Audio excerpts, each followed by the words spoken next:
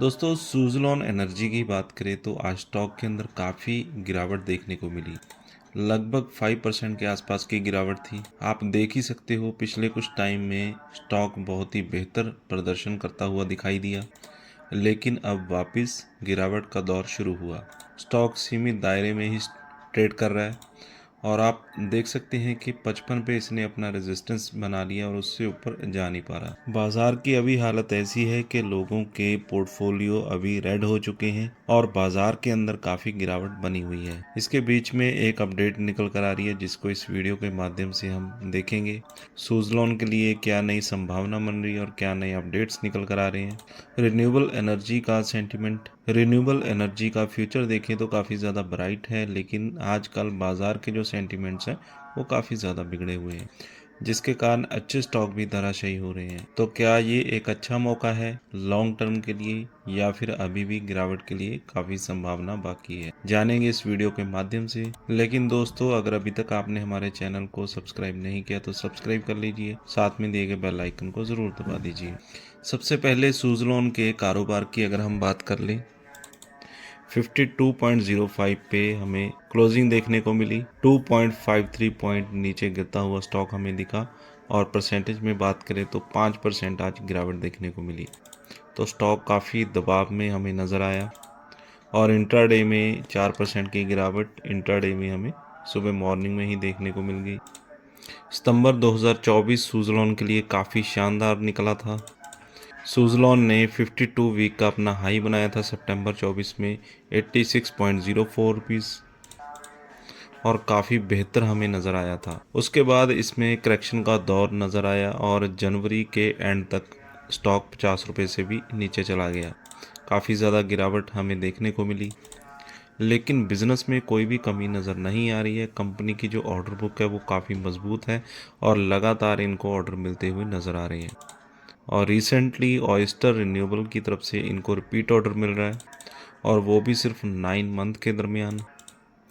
और मध्य प्रदेश में इनका 283.5 मेगावाट का जो प्रोजेक्ट है ऑयस्टर की मदद से कंप्लीट होता हुआ नजर आ रहा है। सुज़लोन की ऑर्डर बुक की अगर हम बात करें तो 5.7 गीगावाट तक इनकी जो ऑर्डर बुक है वो पहुंच चुकी है।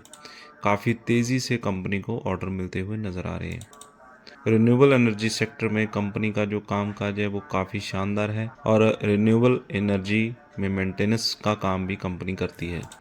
तो रिन्यूएबल एनर्जी सेक्टर में कंपनी को मेंटेनेंस के लिए भी काफ़ी ज़्यादा प्रोजेक्ट मिल रहे हैं। तो जैसा कि सरकार एक पॉलिसी लेकर आई है, जो टर्बाइन्स हैं उनको मेंटेन किया जा रहा है और दोबारा से उनकी जो मरम्मत है वो की जा रही है, उसके भी जो प्रोजेक्ट हैं वो सुज़लोन एनर्जी को मिलते हुए ही नज़र आ रहे हैं।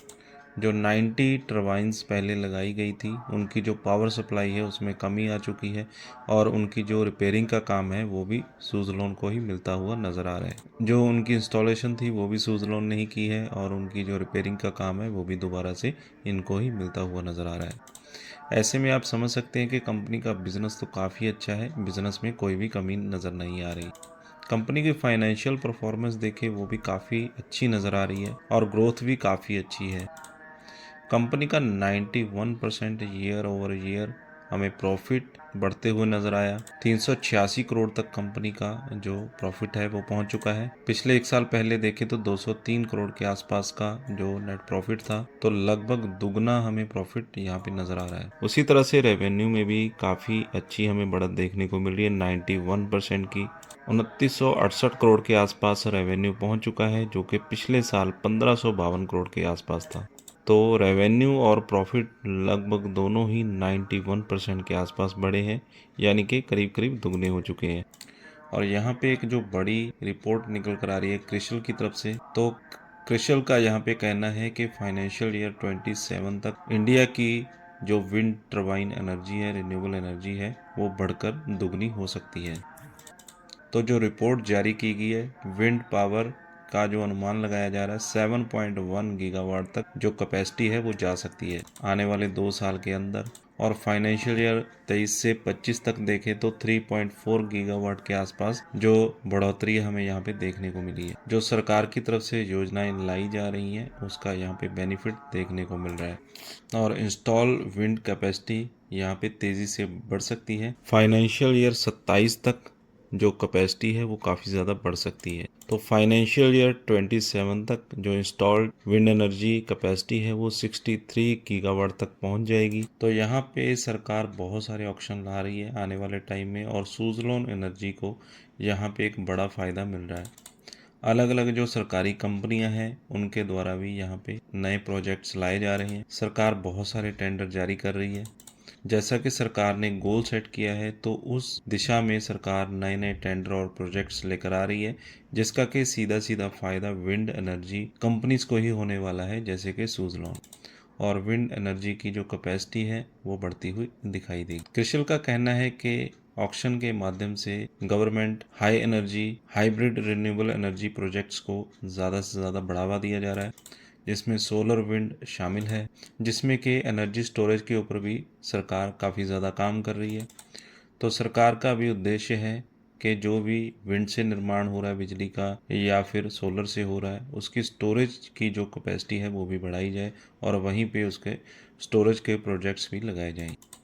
और इसके लिए लक्ष्य यहाँ पे यही रखा जा रहा है कि आने वाले समय में ऐसे प्रोजेक्ट्स लाए जाएं जो कि हाइब्रिड हों और जिसमें कि बैटरी स्टोरेज की जो कैपेसिटी है उसको भी बढ़ाया जाए, ताकि ज़्यादा से ज़्यादा जो बिजली बनाई जा रही है उसको बचाया जाए और बची हुई बिजली का उपयोग यहाँ पे किया जाए। तो यहाँ पे क्रिशल का कहना है कि जैसे जैसे जो प्रोजेक्ट्स गवर्नमेंट के द्वारा लगाए जा रहे हैं तो 30 to 50% की जो इलेक्ट्रिसिटी जनरेशन है वो यहाँ पे होती हुई नज़र आ सकती है। तो जो विंड एनर्जी है वो तो 24 घंटे काम करके जो बिजली का उत्पादन है वो कर सकती है। अगर सोलर की बात करें तो सोलर दिन में ही काम करता है और उसके लिए धूप की ज़रूरत होती है, जबकि रात में वो काम नहीं करता है। और वहीं अगर विंड की बात करें तो विंड की हेल्प से 24 घंटे बिजली का निर्माण हो सकता है और पिक लोड जो टाइम है उसकी सप्लाई बिजली की जा सकती है। तो यहाँ पे 30 गीगावाट्स के पाइपलाइन प्रोजेक्ट्स हैं जो कि आने वाले 2 से 4 साल में पूरे होते हुए नज़र आ सकते हैं। एक बड़ी और अपडेट निकल कर आ रही है।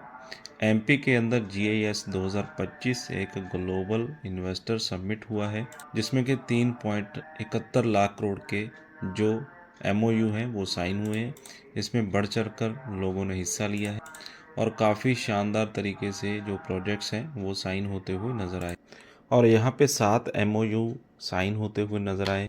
भोपाल के इंदिरा गांधी राष्ट्रीय मानव संग्रहालय में आयोजित ग्लोबल इन्वेस्टर समिट में पहले दिन ऊर्जा क्षेत्र में 7 MOU साइन किए गए। NTPC, NGEL और MPGCL के साथ 2 गीगावाट की रिन्यूएबल एनर्जी के लिए 1,20,000 करोड़ रुपए का MOU साइन किया गया। वहीं NTPC न्यूक्लियर के साथ 2 ग्रीनफील्ड पावर प्लांट के लिए 80,000 करोड़ और रिलायंस इंडस्ट्रीज लिमिटेड के साथ बायोफ्यूल बेस्ड प्रोजेक्ट के लिए 60,000 करोड़ रुपए के MOU हुए। अवाड़ा ग्रुप मध्य प्रदेश में solar wind hybrid pump hydro storage और बैटरी स्टोरेज के क्षेत्र में निवेश करेगी, जिसके लिए 50,000 करोड़ रुपए के MOU साइन किए गए। पावर फाइनेंस कॉरपोरेशन ने 26,800 करोड़ का MOU किया। इसके अलावा रूरल इलेक्ट्रिफिकेशन कॉरपोरेशन ने ऊर्जा क्षेत्र में 21,000 करोड़ का MOU किया। इसी प्रकार OPG पावर जनरेशन प्राली रिन्यूएबल एनर्जी के क्षेत्र में 13,400 करोड़ का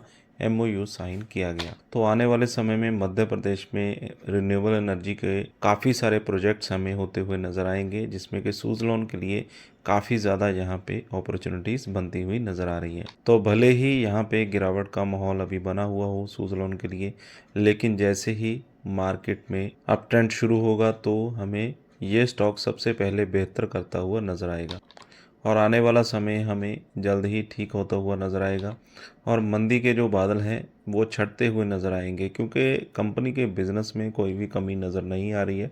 कंपनी लगातार नए नए प्रोजेक्ट साइन कर रही है, नए MOU साइन कर रही है और जो मेंटेनेंस का काम है वो भी कंपनी के पास ही, जो इन्होंने प्रोजेक्ट्स लगाए थे वही इनके पास लौट कर आ रहे हैं। यानी कि रेवेन्यू तो लगातार हमें बढ़ता हुआ नज़र आ रहा है। रेवेन्यू बढ़ेगा तो कहीं ना कहीं प्रॉफिट भी बढ़ता ही नज़र हमें आएगा। उम्मीद से बेहतर प्रदर्शन शुरू होता हुआ नज़र हमें आ सकता है, और स्टॉक के नीचे जाने के जो कारण हैं वो हमें यहाँ पे कोई भी दिखते हुए नज़र नहीं आ रहे। यानी कि स्टॉक हमें ऊपर जाता हुआ ही नज़र आएगा आने वाले टाइम में। एफआई लगातार बाज़ार में बिकवाल बने हुए हैं, उनकी बिकवाली का भी अंत आएगा, क्योंकि बाज़ार अभी बहुत ज़्यादा करेक्ट हो चुका है। तो इतनी ज़्यादा करेक्शन आ चुकी है कि दोबारा से बाज़ार अट्रैक्ट हो चुका है। तो जिनके ऑर्डर पाइपलाइन में हैं वो भी अच्छा करते हुए हमें नज़र आएंगे, सुज़लॉन जैसे शेयर। लेकिन दोस्तों, कोई भी इन्वेस्टमेंट करने से पहले अपने फाइनेंशियल एडवाइज़र से सलाह लें या खुद की रिसर्च करें। ये वीडियो मैंने आपके एजुकेशनल पर्पज़ के लिए बनाया है, और अगर अभी तक आपने अपना डीमैट अकाउंट ओपन नहीं किया है तो वीडियो की डिस्क्रिप्शन में मैंने कुछ अच्छे डीमैट अकाउंट्स के लिंक्स दे रखे हैं, जो कि फ्री में आप अपना डीमैट अकाउंट ओपन कर सकते हैं और अपनी ट्रेडिंग और इन्वेस्टमेंट की जर्नी को स्टार्ट कर सकते हैं। वीडियो अच्छा लगा हो तो लाइक और शेयर करें। चैनल पर अगर पहली बार आए तो सब्सक्राइब कर लें।